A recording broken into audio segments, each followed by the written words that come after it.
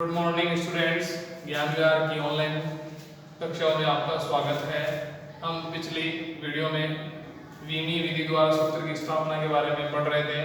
आपको समझ में आ गया होगा। एक दो क्वेश्चन मैं आपको होमवर्क के लिए दे दूंगा, ठीक है। लेकिन इसके बाद हम एक क्वेश्चन करते हैं जो हमने पहला उपयोग पढ़ा था LHS RHS में सूत्र की सत्यता की जांच करने के लिए। उससे रिलेटेड एक क्वेश्चन है, देखते हैं आता है कि नहीं आता है। क्वेश्चन हमारे पास है, फर्स्ट क्वेश्चन हम लेते हैं। हमारे पास दे रखा है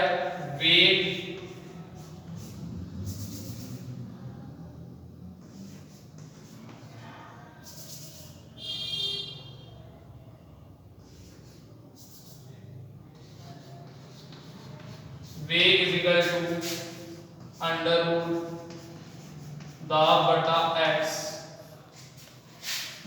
तो x की विमा क्या होगी? विमा क्या होगी ये हमें निकालना है। तो हम कैसे निकालेंगे? देखो, हमारे पास है वेग, तो वेग को मैं ले रहा हूं v, दाब को मैं ले रहा हूं p, प्रेशर p, और इसको मैं ले रहा हूं x। तो x की विमा निकालनी है, तो दोनों तरफ स्क्वायर करने पर, वर्क करने पर तो हो जाएगा v square is equal to p upon x। तो x की वैल्यू निकालनी है तो क्या होगा? वो हो जाएगा हमारे पास p अपॉन v स्क्वायर, ठीक है। p अपॉन v स्क्वायर हमारे पास वैल्यू आ जाएगी p अपॉन v स्क्वायर। अब हमें दाब की विमा यहाँ रख देंगे, वेग की विमा यहाँ पे रख देंगे, तो हमारे पास x की विमा आ जाएगी। तो दाब की विमा क्या होती है? दाब होता है बल बटा क्षेत्रफल। तो इसकी विमा हम रखेंगे m1 L1 T-2 upon L square. एक L से एक L चला जाएगा और ये L ऊपर आएगा तो आ जाएगा m1 L-1 T-2।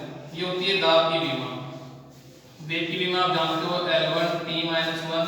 तो इस फॉर्मूले में इनपुट करना है, तो x इज इक्वल टू आएगा m1 L-1 T-2 अपॉन ये आ जाएगा नीचे L1 T-1।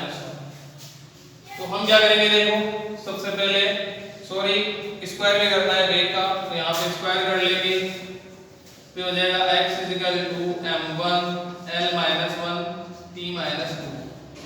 इसके बाद हमें क्या करना है? इसके बाद इसका स्क्वायर करेंगे तो हो जाएगा L2 T-2। तो अब जो कटेगा उसको काट देंगे, T-2 और T-2 इन दोनों को कैंसिल कर सकते हैं। कैसे? क्योंकि साइन सेम है। अगर चिन्ह अलग अलग होते तो हम कैंसिल नहीं कर सकते थे। अगर आप चाहो तो इसको ऊपर भी लेके जाओगे तो ये प्लस हो जाएगा, तो 2 प्लस और 2 माइनस तो 0 हो जाएगा, तो ये कैंसिल। इनको अगर हम L2 को और L-1 को हम नहीं काट सकते क्योंकि यहाँ पर साइन है माइनस का और यहाँ पर साइन है प्लस का। तो इसको ऊपर लेके जाएंगे तो क्या हो जाएगा? x is equal to m1 L-1 तो पहले से है, या जाएगा ऊपर L-2, तो x इज इक्वल टू हो जाएगा m1 L-3। ये आ जाएगा x is equal to m1 L-3, ठीक है। तो ये हो जाएगा हमारे पास इसका आंसर। तो आपको जो बताया था कि विमाएं हम कैसे निकाल सकते हैं LHS RHS को इक्वल करके, तो आप इससे रिलेटेड कई बार क्वेश्चन भी आते हैं इस टाइप के, तो आप क्वेश्चन इस तरह से कर सकते हो। तो हमने सूत्र की सत्यता की जांच करना वो हमने पढ़ लिया था। इसके बाद वीमी विधि द्वारा सूत्र की स्थापना वो भी हमने कर ली, और क्वेश्चन कर लेंगे उसके। इसके बाद जो तीसरा मेथड है, जो तीसरी विधि है, जो तीसरा उपयोग है, वो हम पढ़ते हैं आज। वो क्या है? देखो,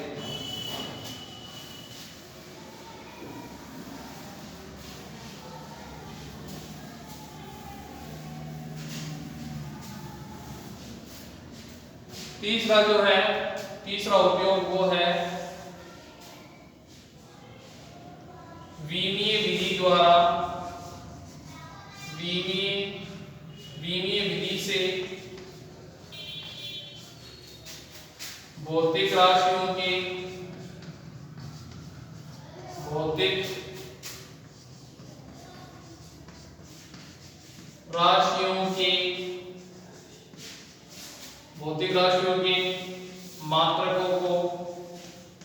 मात्रकों को एक पद्धति से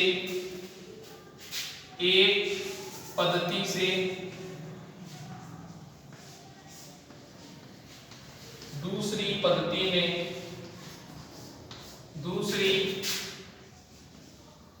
पद्धति में बदलना।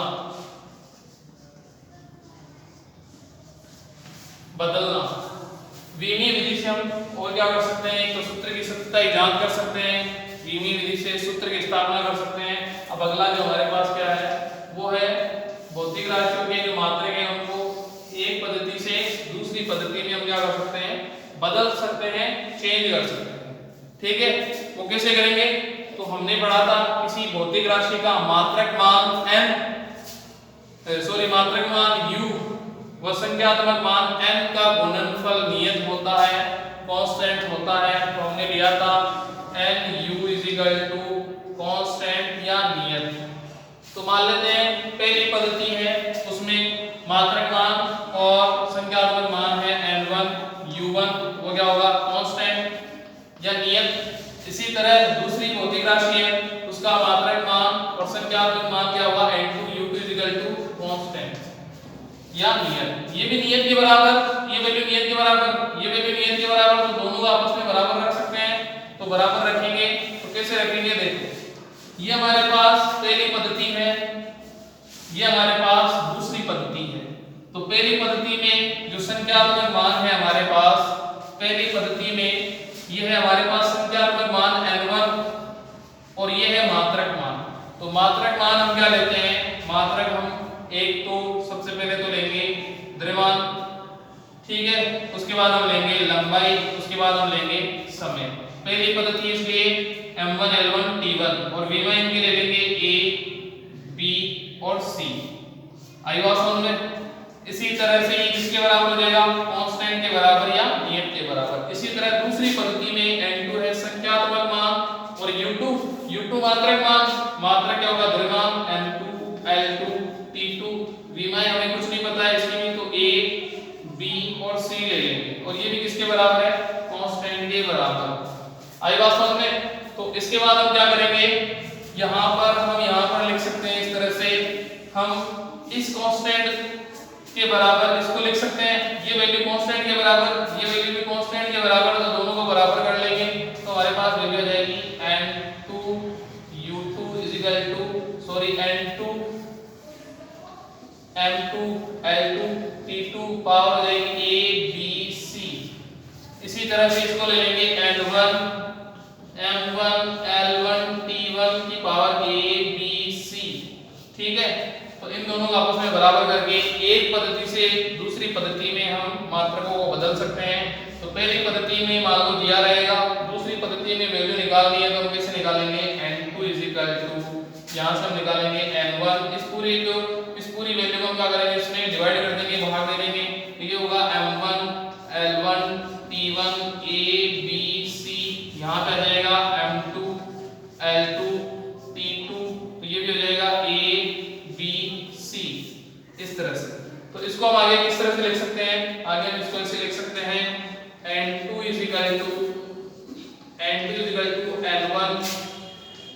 n1 अपॉन m2 की पावर a, क्योंकि देखो m1 और m2 की पावर क्या है a। इसी तरह से हम लिख सकते हैं l1 अपॉन l2 की पावर b और t1 अपॉन t2 की पावर c।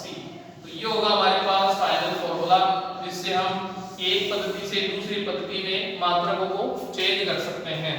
इसको आप इस तरह से भी समझ सकते थे, जैसे देखो n1 u1 क्या है, कांस्टेंट नियत, इसी तरह n2 u2 क्या है, कांस्टेंट नियत, दोनों कांस्टेंट के बराबर है तो आपस में दोनों को इक्वल कर सकते हैं, n2 u2 n1 u1। तो हमें n2 का मान निकालना हो, क्या करेंगे n1 u1 अपॉन u2, इस तरह से हम निकाल लेते हैं। अब u1 का मान क्या है, u1 का मान है हमारे पास, u1 है पहली पद्धति, तो पहली पद्धति में मात्रक होगा n1 l1 t1 power a b c, power क्या लेंगे a b c। इसी तरह u2 में हम क्या लेंगे m2 l2 t2, तो पावर a b c, यही वैल्यू इनपुट करेंगे तो n2 इक्वल हो जाएगा n1, यहाँ पे हम लिखेंगे m1 l1 t1 T1 power ABC। इसी तरह यहाँ पर लिखेंगे M2 L2 T2 तो पावर ABC। तो फिर जो हमारे पास जो लास्ट फॉर्मूला उसी के अंदर इसको बना सकते हैं N2 N1 M1 upon M2 की power A L1 upon L2 की power B T1 upon T2 की पावर C। तो हमारे पास लास्ट फॉर्मूला इस तरह से आ जाएगा। ठीक है, तो हम क्या करेंगे, तीसरी जो हमारी जो उपयोग है वो क्या है, भौतिक राशियों के मात्रकों को एक पद्धति से दूसरी पद्धति में बदलना। तो एक पद्धति से दूसरी पद्धति में हमने कैसे बदला, पहली पद्धति हमारे पास M1 U1 constant N2 U2 constant दोनों को आपस में बराबर किया। पहली पद्धति में जितनी हमारे पास विमा है, बेसिक विमा लेनी है द्रव्यमान लंबाई और समय, तो पहली पद्धति है तो 1 1 लगा दिया और दूसरी पद्धति है तो 2 2 लगा दिया, दोनों की पावर ABC, इसकी भी पावर ABC। तो इस तरह से हमने फाइनल आंसर ये निकाल लिया। अब हम इस फॉर्मूले का उपयोग करते हुए मात्रकों को एक पद्धति से दूसरी पद्धति में बदलेंगे। ठीक है, तो इससे रिलेटेड क्वेश्चन हम नेक्स्ट वीडियो में करेंगे। Okay, thank you, bye.